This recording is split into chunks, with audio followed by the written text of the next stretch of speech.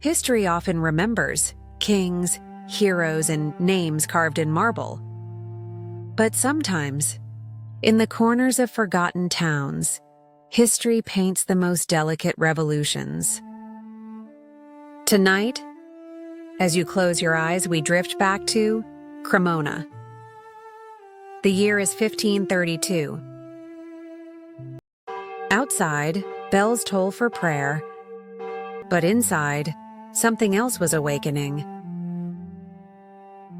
Her name is Sofonisba Anguissola. To understand Sofonisba, we must begin with her father, Amilcare Anguissola. Yes, he was a nobleman, but not particularly wealthy.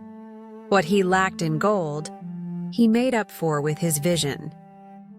At time, most nobles viewed their daughters as bargaining for political marriages. Amilcare believed that education was the highest form of nobility. He read Cicero, Plato, and Machiavelli, and he believed that women could also think, reason, and create. The Anguissola family, in Cremona, was different from most families of that era. While other young noblewomen were learning music, sewing, and etiquette, the Anguissola sisters were playing chess, studying Latin, philosophy, and art. Their father believed that talent should not be tied to gender. He invited painters to his home to teach his daughters.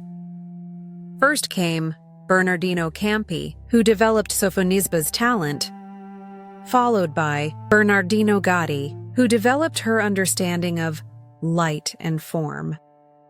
Neighbors in Cremona whispered that Amilcare is eccentric person, because very few noble families invested in their daughter's art education. But he preferred the sound of brushes to the gossip of embroidery. This home became one of the first in Europito nurture female artists of the era. Sofonisba's earliest known works are modest, portraits of her siblings, her teacher, and her family. While other 16th century painters sought grandeur, she sought humanity. Her sisters do not pose like saints or queens.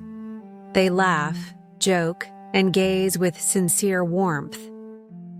Her father sits, not as a symbol of power, but as a man of quiet pride. Each painting feels like a conversation frozen in time. To appreciate her rebellion, we must first understand her world. The Renaissance was Van Age of rebirth, but only for men, art academies. Guilds and commissions were closed to women. To draw the human body, needed to know anatomy, a study forbidden to women. Women could draw flowers, angels, and embroidery patterns. But Sofonisba wanted more.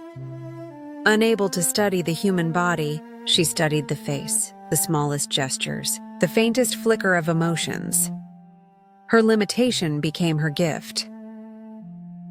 While Michelangelo sculpted muscles, she sculpted empathy. This drawing also belongs to Sofonisba. Proud of his daughter's talent, her father wrote a letter to the great master Michelangelo in Rome, attaching a sketch of a smiling girl drawn by his daughter. Michelangelo was intrigued. He responded with a challenge. Have her draw a crying child. That is truly difficult. Sofonisba responded with this work, Child Bitten by a Lizard. This drawing earned Sofonisba Michelangelo's respect and marked the beginning of her recognition beyond Cremona. And look at her portrait of Elena Anguissola as a nun. The subject, her sister, is shown in modest black, hands folded in quiet strength. eyes thoughtful, serene. It's not a painting of faith alone, but of identity, a woman who has chosen her path and stands at peace within it. There is no male fantasy here, no theatrical pose, just respect and love. That, in essence, is the female gaze Sofonisba gave to art. Not the gaze that consumes, but the one that understands. Her artistic language was defined by restraint. Her palette, limited, almost ascetic, warm earths, muted ochres, pale ivory, her backgrounds uncluttered, forcing the viewer to meet the eyes of her subject, and that light, always soft, always human, entered not from windows or candles, but from within the figures themselves. It was as though her portraits breathed. Modern art historians describe her approach as psychological illumination, a way of revealing thought through the play of light and shadow. To put it simply, where Caravaggio used light to dramatize, Sofonisba used it to empathize. By her late 20s, Sofonisba's name had traveled far beyond Cremona. Her works were collected by nobles, admired by artists, and praised even in the letters of Vasari, the great chronicler of Renaissance art. But success brought isolation. Cremona was too small. Italy was changing. By the year 1559, Europe was shifting like a great chessboard. Empires rose and trembled. Kings married daughters to rivals, sealing peace in ink and ceremony. Her father, always her advocate, began seeking a place where her art could grow without walls. And amid that swirl of politics, a quiet letter left the Spanish court. The King of Spain, Philip II, was seeking a companion and art tutor for his young bride, Elizabeth of Valois, the teenage daughter of the King of France. The woman chosen for that role was Sofonisba Anguissola of Cremona. Imagine the journey, weeks on horseback through the Alps, the scent of pine and snow melting into the heat of Castile. For the first time, Sofonisba left Italy. Her family, her sisters, the light that had shaped her. She was 27 years old, and she carried nothing but her brushes, her canvases, and her calm conviction. When she arrived at the Alcazar of Madrid, she stepped into a different universe. Marble floors gleamed under candlelight. Courtiers whispered in dark corridors. And the queen, a girl of 16, waited, lonely, surrounded by strangers. From their first meeting, there was understanding. They spoke not only the language of art, but of solitude. In each other, they found kinship. Two women navigating the machinery of power. What began as painter and patron soon became friendship. The two women shared hours together. Sofonisba painting, the queen reading, both finding comfort in each other's presence. In her portrait of Elizabeth, Sofonisba captured not just a monarch, but a friend, calm, thoughtful, and human. Word spread through Madrid. The Italian woman could paint not only faces, but feelings. Even King Philip II trusted her to portray the royal children. Amid the rigid etiquette of court life, her art remained tender and alive. But when the queen died suddenly in childbirth at just 23, Sofonisba was devastated. She withdrew from the world, her brushes falling silent. The court's brilliance faded, and grief became her palette. Yet even in mourning, she transformed sorrow into truth. Her later Spanish works carry that emotion, muted, honest, and deeply human. It was through friendship and loss. King Philip II, moved by Sofonisba's loyalty and grief, arranged her future with care. In 1571, she married Fabrizio Moncada, a nobleman from Sicily. The king granted her a royal dowry, an extraordinary honor for a woman artist. It was his quiet way of saying, "You are not forgotten." In Sicily, life changed.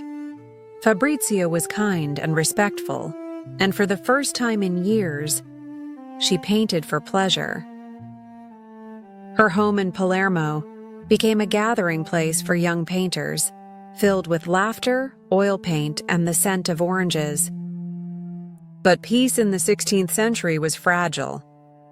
After 8 years of marriage, Fabrizio died suddenly during a voyage. Sofonisba was 47, widowed, but stronger than ever.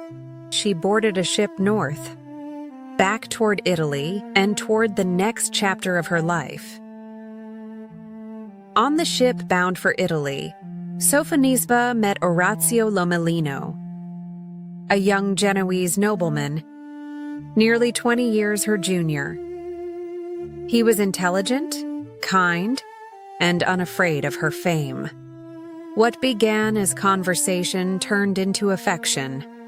By the time they reached Genoa, Sofonisba had found something new, a love chosen freely. She was 50, he was 30. They soon married in secret, ignoring gossips. For the first time, she lived not as a widow or court artist, but simply as herself. Encouraged by Orazio, she painted what she loved. Her works from this period, Portrait of a Noblewoman and Self-Portrait in later years, show a new serenity, soft colors, gentle expressions, and a quiet joy that spoke of freedom. In 1624, when Sofonisba was 92 years old and living in Palermo, a young painter came to visit her, Anthony van Dyck. He had heard tales of the legendary Italian woman who had once learned from Michelangelo and taught the queens of Europe. Van Dyck sat by her chair, the old woman's eyes clouded by blindness. Her voice still sharp, her memory luminous. In his diary, Van Dyck wrote, "Though her sight has failed her, her mind is still a fountain of light." Sofonisba died in 1625 at the age of 93. A miracle of endurance, both in body and in spirit. She was buried in Palermo, beneath a simple stone engraved with the words, "To Sofonisba, my wife," who is recorded among the illustrious women of the world. Orazio Lomellino, her husband, in grief and love, has dedicated this memory. A century later, her tomb was rediscovered. The inscription still glowed faintly, as though time itself refused to forget her. So tonight, as you close your eyes, imagine her once more. The girl in Cremona, her fingers smudged with pigment, a faint breeze stirring her hair, the smell of linseed oil in the air, her father watching proudly, her sisters laughing over a chessboard, a candle burning low beside the easel, and that quiet smile, the same one that has crossed oceans and centuries to reach you here. She smiles still, not with triumph, but with peace, because her work is done, because she proved what few ever do. That light born of empathy never fades. This was her creation, her truth, her echo.